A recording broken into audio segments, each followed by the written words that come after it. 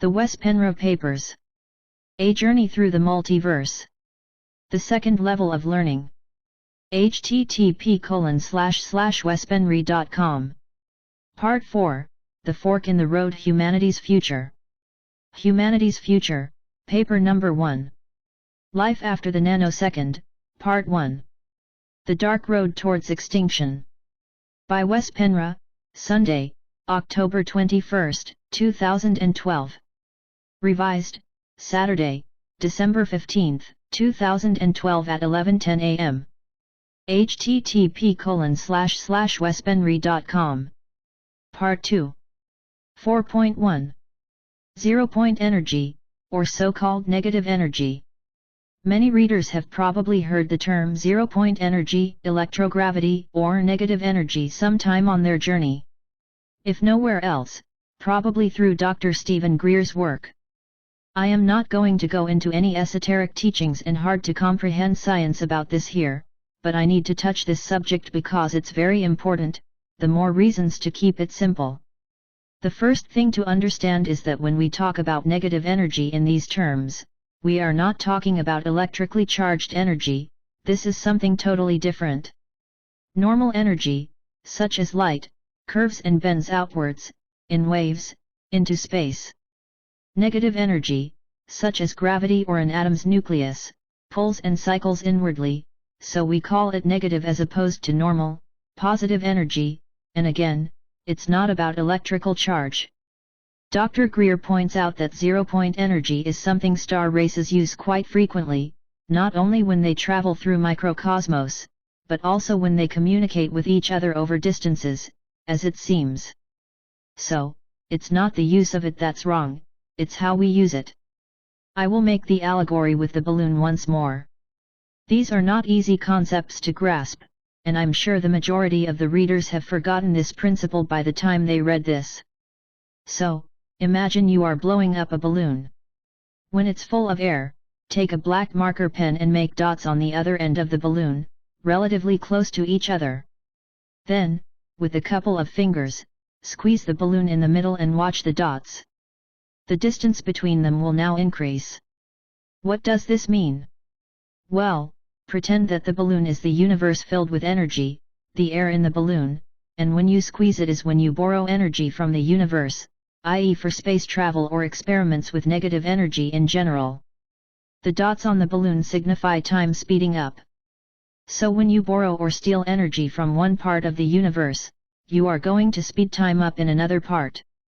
The consequences of this will be that if we now pertain this to another solar system, the Sun and the planets and everything else in that solar system will age much faster and speed towards its demise. To the authorities on our own planet, this may feel so abstract and far away that they don't care, but in fact, misuse or overuse of negative energy, electrogravity/zero-point energy, it's all the same thing, can also have catastrophic effects much closer to home. It may shorten the lifespan of our own Sun. Electrogravity isn't free. If we overuse or misuse it, it speeds the flow of time. A reckless overuse would shorten the Sun's lifespan considerably and therefore put our whole civilization in great danger. The use of negative energy needs to be globally monitored and regulated. According to Lobuono, aliens do this to avoid overuse, and if someone in their own society misuses it, they counterstream such energy into the offender's circuitry to deactivate it, if necessary. We must do the same thing, he says. The concern aliens have with us humans starting to use negative energy, and we already have, is that they know our mentality, and they don't like what they see. They can see how we are beginning to use this kind of energy in the weapon industry, and that is a no-no. Many star races are very aggressive at making sure that this doesn't happen and go out of their way to condemn use of negative energy for weapon purposes. Something they don't like the least is when immature races start messing with these kind of energies without taking any responsibility for it. In our case it's mainly done under alien supervision. The Syrians are the instigators, but the weapon industries are not only run by aliens, the majority of people who are working there, same with other workplaces and facilities, are of course human, who either agree with the policies of the industry they're working in, or simply don't care about the consequences of these policies and just see it as a job. This can show to be very dangerous thinking, because it could have severe consequences if more advanced aliens interfere. No one is going to intentionally destroy the whole human race because of this, but other actions will be taken, which will have the weapons backfire. Also, severe efforts may be made so that humankind will not put their foot out in interstellar space. We will end up living in a quarantine within a quarantine within a quarantine. Yes, that's how dangerous many star races think we are in present time. We have a lot to learn as a species, and it will not come easy. Ultimately, of course, any interference with building a weapon industry in the fashion they wish will of course trigger the Sirians, who consider themselves the owners of this planet. If so, these weapons using negative energy may be used against interfering, but well-intended star races, and we may have a new space war going. There is so much at stake. The problem is that aliens have looked at probable futures from a multidimensional viewpoint, and they can see a probable future, with some energy built towards it, where mankind destroys itself because of misuse of energy. Electrogravity is not a negative thing per se, no pun intended, because its use, when done moderately, can have lots of benefits. Although it speeds things up in the environment, it also slows down things in the immediate proximity to where it's used.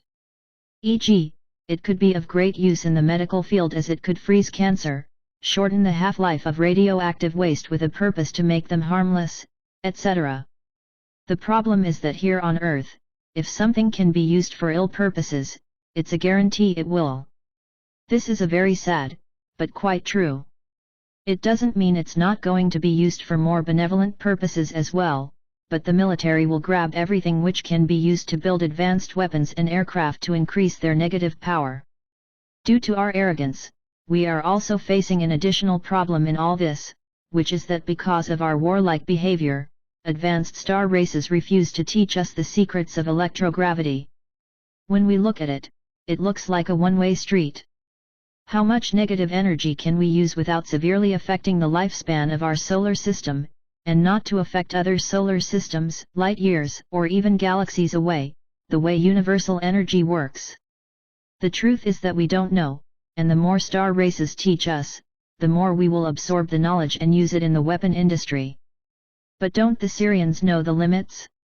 Oh, sure they do, but do they really care? Does it bother them if the sun is dying due to the misuse? Do they have a bad conscience if star systems somewhere else suffer from what we and they are doing here and in other places? Well, we already are quite familiar with their mentality, so the answer is obvious. And unfortunately, humanity as a whole is not even aware of electrogravity, and while it is being more and more misused as time goes by, the rest of mankind is sitting in their couches with their legs on the table watching reality shows and football games, giving up their own energy in favor of the Sirians, who suck it up the more excited the person gets before the TV screen. Again, it's pretty sad. George Lobuono says. To humans, Tom Bearden's assertion that use of electrogravity speeds the flow of time seems like a one-way ride, as though when we use electrogravity we simply run the clock like a vector in that part of virtual space-time. However, hyperversals can converge multiple categories of gravitics in order to minimize the local running of the clock on quanta. This allows for finer, counterbalanced uses of gravitic technologies. Over billions of years' time such methods have been refined, allowing hyperversal technology to be multiply-horizoned, so to speak. As a result, it's safer, but like all gravitic technology, it deducts from the total duration of a universe cycle. Hyperversals go out of their way to demonstrate how precise their technology can actually be. I've experienced a variety of their subtle demonstrations of various microphenomena, commentary included, plus the ability of some hyperversals to hint at certain events before they happened. So, what this is indicating is that we, with the beginning of the new era, are hypothetically able to reach the stars at any time, and there are those willing to help us with the mechanics around it. There is, however, two huge barriers that we've put on ourselves, which prevents us from immediately taking advantage of this situation, and they are A. the Sirians' domination on the planet, B. we humans, who agree to be manipulated by this alien group. We humans are born here on Earth, and this is our planet, or ours together with those who once created us in the first place. And these ancient ones are the ones to decide when we can have the planet to ourselves, not the Syrians, or likewise, any other imposters and invaders.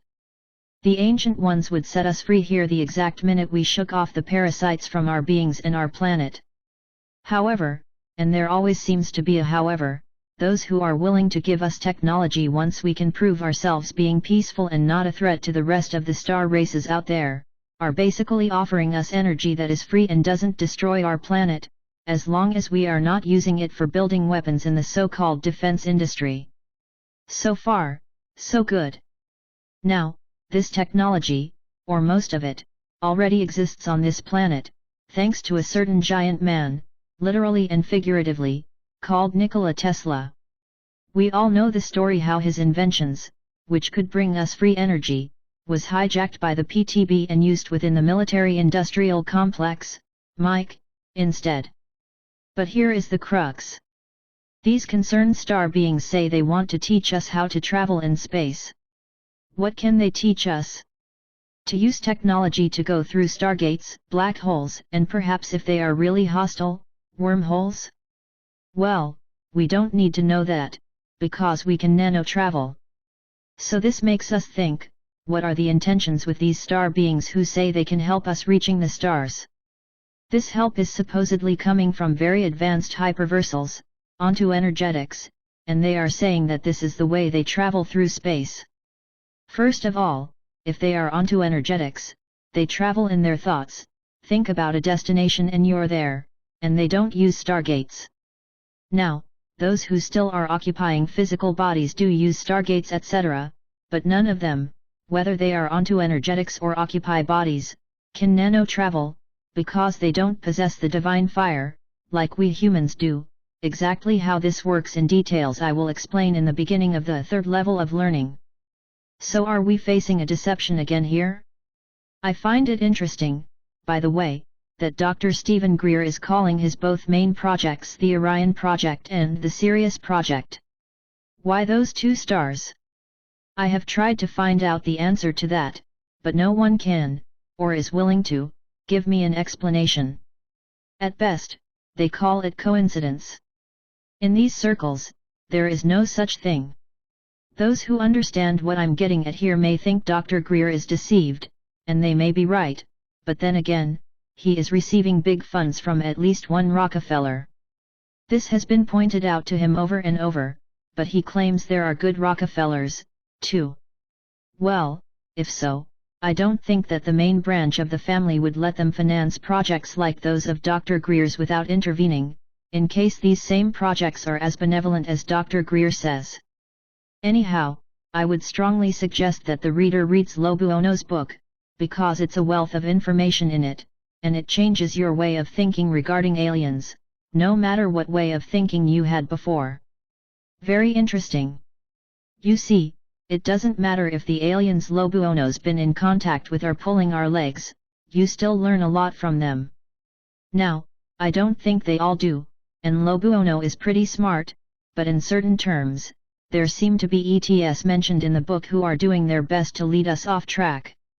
Lobuono knows this and points it out, and he thinks he knows how they do it and why, but does he really? He nano-travels, albeit with help from technology, by using ends, but he doesn't seem to have any core knowledge of that his soul is made up by fragments of fires. If he doesn't have this knowledge, the aliens can easily manipulate him, and us. But is there a real threat? Are there star races out there who are actually going to destroy us if we don't change our ways? No, they aren't. Apparently, there are some, the same ones who want to present electrogravity, who suggest this is the case, but I have well-informed sources, not from this planet, who have explained the laws of the universe for me, and there is no star race out there who would destroy mankind or the living library again and get away with it.